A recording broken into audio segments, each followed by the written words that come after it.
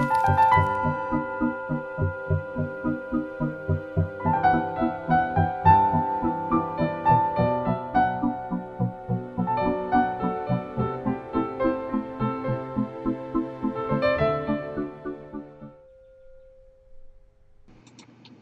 size of the heart.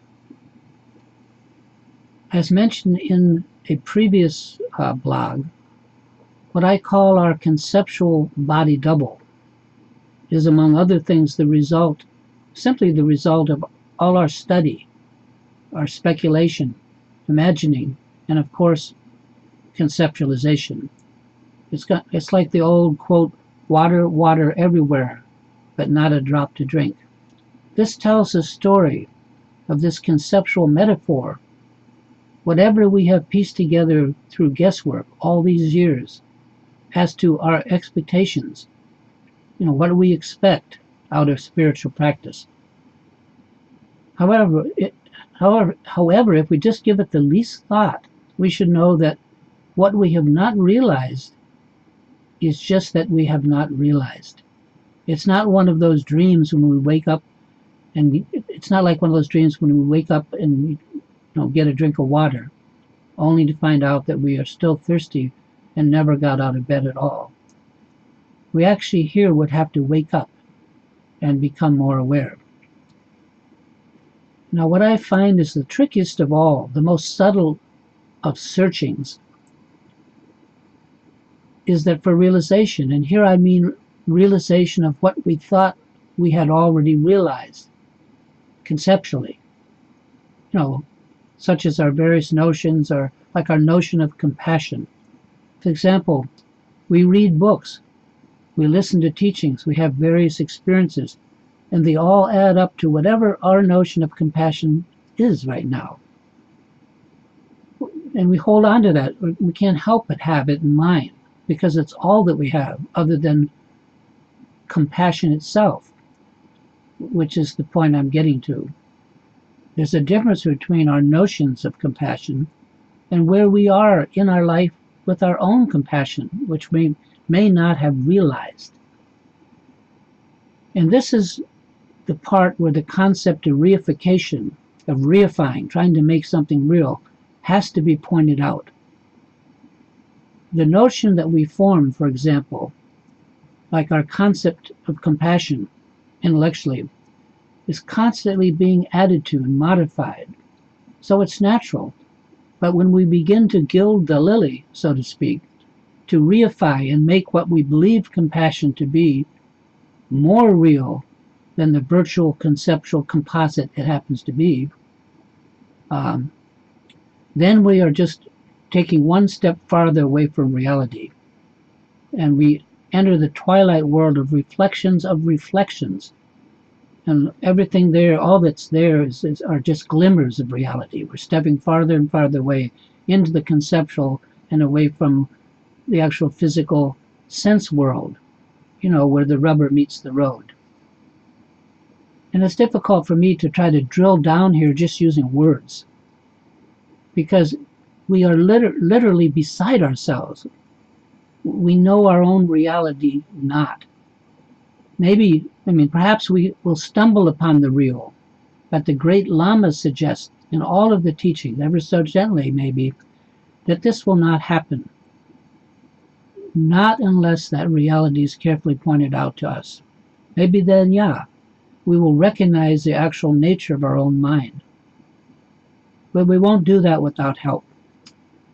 And here I'm not talking about recognition or realization with the capital R, like enlightenment, but something as simple as our own sense of compassion, or whatever that may be. This is what I'm getting to here. We can do our best to smile like Mother Teresa, or whatever we think compassion should look like. But always riding shotgun with that kind of emulation, is our actual innate sense of compassion. And that's right with us now. And I find it helpful to remember that compassion is not something we add on. It's not an add-on quality that we're going to attach to ourselves or somehow get. Compassion is an inherent quality of our inner Buddha nature. We all have it already. It's right here. We just have to discover it. And when we do find it or discover it in ourselves, it won't be like whatever textbook definition of compassion we have enshrined in our conceptual learning and listening, coming up with what we think compassion is. All of that came out of a book or from a teacher or from somewhere else. Real compassion for us will be our compassion, something quick, like the taste of blood, something natural that we already know only too well and just have managed to ignore. Yet it's always there. There it is, stubborn as a rock. My point here, based on what little I know of all this, is that every realization of this minor kind, like what our compassion really is a revelation. But it's not a revelation of something out there shining in the sky of our dreamy concepts, like we thought it would be, what we expected, but rather something close to us, close by to us, already a part of us, only too familiar. For example, as mentioned, I'm no Mother Teresa. My sense of compassion at this point is not some grand embrace of humanity, but rather I find it, when I do find compassion, in the care and love that I put into writing things like this blog for you, here and now. Gestures grander than that somehow seem to fail me. But these small gestures, working on something immediate, I can sometimes handle. I can manage it. So, my compassion is not what I read about compassion in the texts and books, but at this point, something much smaller. It's whatever I can manage where I am and with what I have to do. So apparently my compassion is not yet one of just embracing everyone with open arms, except as an aspiration. Of course I wish that.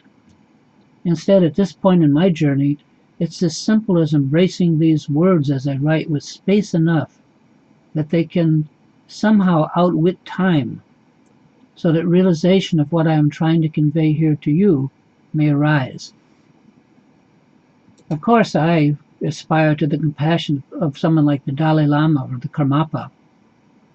But in real time, we would do well to find for ourselves what area in our life are we quite naturally already compassionate.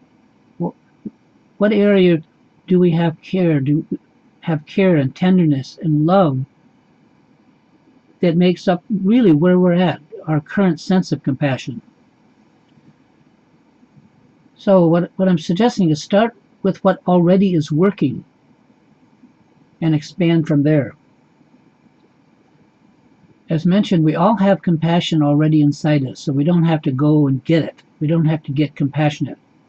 However, we may have to begin understanding where we happen to be naturally, where we are compassionate, and pick up from there.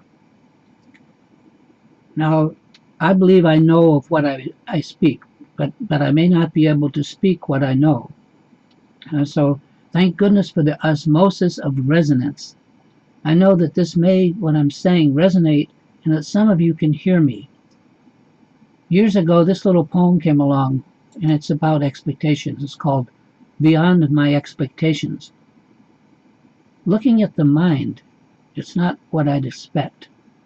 Expectations can't define, and you can't expect to find. That's the nature of the mind.